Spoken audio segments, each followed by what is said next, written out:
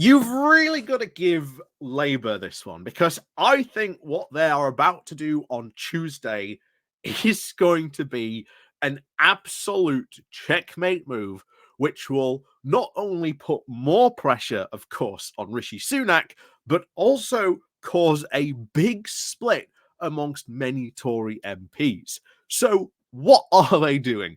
So, as you all know, the King's Speech, even though we've had it, it now gets voted on Tuesday to go through. And Labour are putting in an amendment in this that they want to pass a bill so that budget should have a fiscal responsibility almost baked into the budget, so that you do not end up with these Liz Truss style mini budgets on based on pure political whims and this and bizarre ideology that if we follow these crazy free market fundamentalist rules, it'll all work out fine, because the Laffer curve. And what will this do? Well, this will put many Tory MP into a quandary, because hey, if you vote for this, well, you're pretty much voting for fiscal responsibility. And if you don't vote for it, well, not only are you betraying, of course, Liz Truss and many of the, quote, well, what is now being dubbed the five families, but you risk your potential future in the Tory party and any support from that group.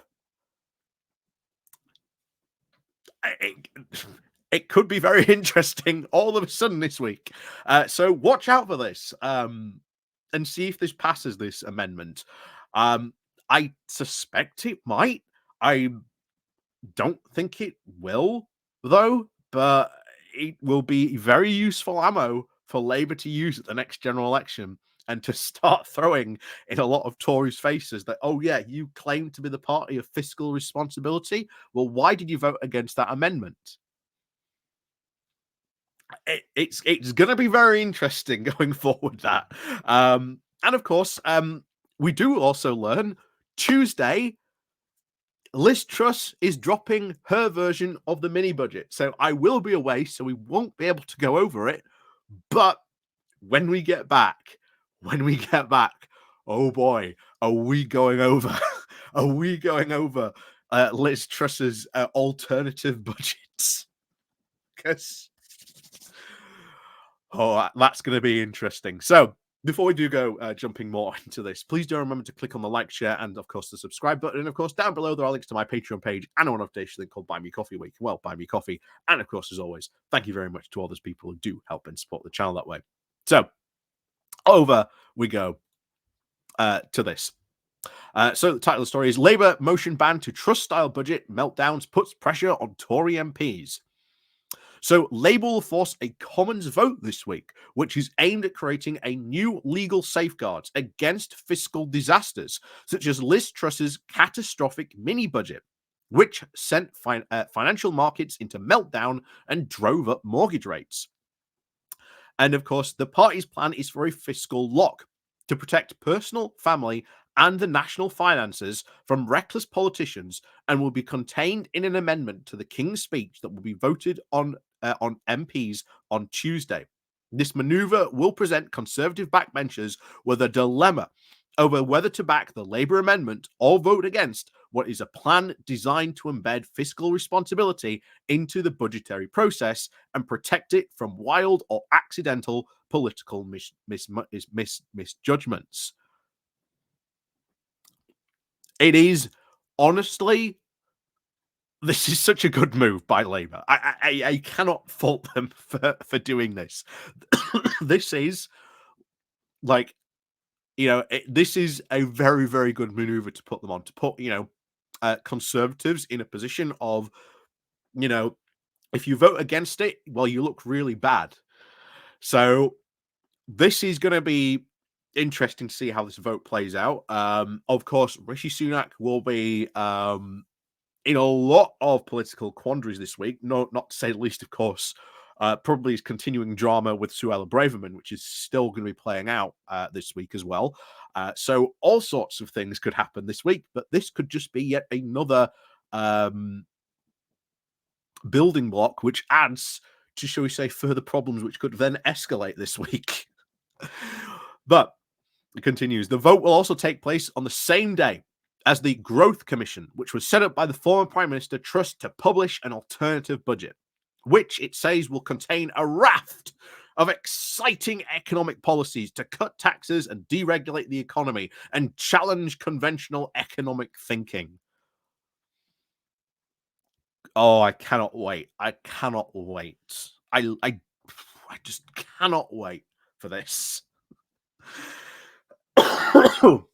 So, under the Labour plan spelled out in this amendment, this legislation would be introduced to ensure that the independence of the Office of Budget Responsibility could publish its own report on the likely damages or benefits of any substantial tax or spending plans to be introduced in a budget or other fiscal event.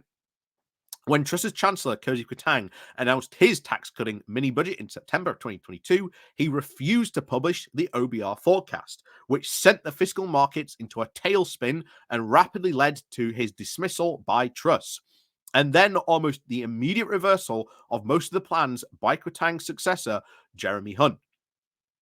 When the contents of the OBR report on the Keir mini-budget were eventually made public, they showed it had warned the economy was already on course for a year-long recession, and that the higher interest rates were published to push up the cost of servicing the UK's debts. The Labour amendment will propose to give the Office of Budget Responsibility the power to produce and publish forecasts for any government fiscal event, which includes permanent tax and spending decisions over a threshold to be specified by a new Charter of Budget Responsibility. So there you go. So again, going to be good. I think this is going to be good because this is what it is designed to stop. And to be honest, it's a good idea.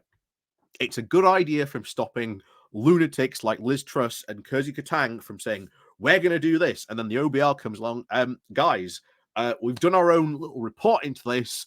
And as you can see, the line goes down drastically if you do this. Please don't do this. And of course, they can currently turn around and just go say, "Oh no, OBR, just come into this closet here, and just ignore the fact that I'm locking the door and throwing away the key." But that's what currently they can do. And I think that giving the Office for Budget Responsibility more independence and ability to be able to publish their own report on this, I think will be good. I think will also probably cause trouble for Labour in the future as well, potentially. But ultimately, I think it is a very, very good step forward in sort of preventing things like the Truss disaster budget that we saw, which, as we said, almost crashed the economy and wiped out the UK pension industry, which would have caused a massive recession in the UK for that.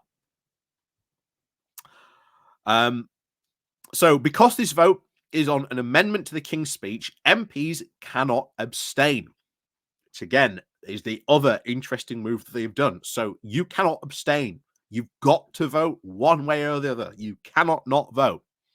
This leaves Conservatives with obviously with an easy political escape route. So, writing in The Observer, the Rachel Reeves said that it is time to give the OBR more powers after 13 years of chaotic Conservative economic mismanagement, saying that it starts with taking the action necessary to prevent a repeat of Liz Truss's disastrous mini-budget. And as a former economist at the Bank of England, I know that the damage is done when our institutions are undermined. Working people are worse off, she said. When the Conservatives crashed the economy, mortgages and rents soared as interest rates rose. We cannot let that happen again.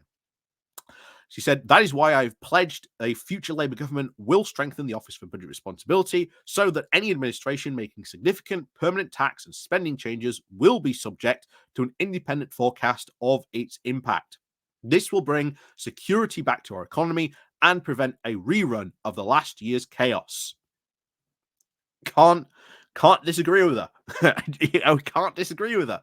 If we had this and the OBR was more independent and they'd published this, then ultimately what would have happened, you would have got a lot of pressure a lot of pressure put on obviously Truss and Katang, not only, of course, by the opposition, but by our own MPs saying, yeah, you shouldn't do this. Look at the OBR forecast. Of course, to Liz Truss, that would just be, oh, that's just Treasury orthodoxy. So yeah, this is good. This is such a good move by Labour. Especially for the fact that this is a vote, an amendment on the King's Speech, which was again pointed out there. They cannot abstain on. It is either you vote yes or you vote no. And if you vote yes, then congratulations. You've passed the test. You are economically fiscal. The only problem is you've now got your, shall we say, fellow free market fundamentalist conservatives to now contend with. Good luck with that in your upcoming civil war. Like I say, that is going to be drawing lines across the party, this bill. And of course, if you don't vote for it and you vote no, well, you've pretty much abandoned any sense of, fiscal responsibility. And you would love events like, the fiscal event of the year that Liz Truss's mini budget was trumpeted up to be, the be all and end all of things. And as I said before, if that was the mini budget, could you imagine what a proper budget would have looked like? It's scary indeed, but we're about to probably see one thanks to our own growth coalition releasing one on Tuesday as well. Needless to say, I will be on the lookout for that because, oh boy, oh boy, oh boy,